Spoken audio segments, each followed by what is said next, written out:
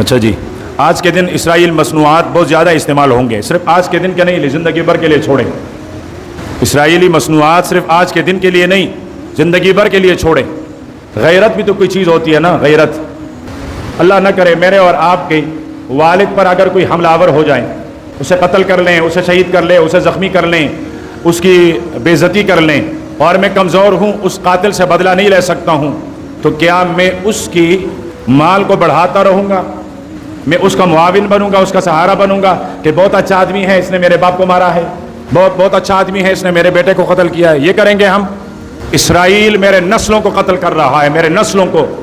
اسرائیل نے مسلمانوں کی نسلیں اجاڑی ہیں، اور صرف نسل اجاڑنے کا نہیں، فلسطین کی بیٹی کی جو عزت تار تار ہوئی ہے، مجھے شرم آتی ہے ممبر رسول پر کہتے ہوئے، ایک مسلمان اسے سنے کہ اس کا جینا حرام ہو جائیں، اور میرا نوجوان اسرائیل کے مصنوعات استعمال کریں، اس کا صابن، اس کی شیمپو، اس کے کولڈ ڈرنکس وہ استعمال کریں۔ شریعت اپنی جگہ، یہ دینی اسلامی ذاتی غیرت اور حمیت کے بھی خلاف ہیں۔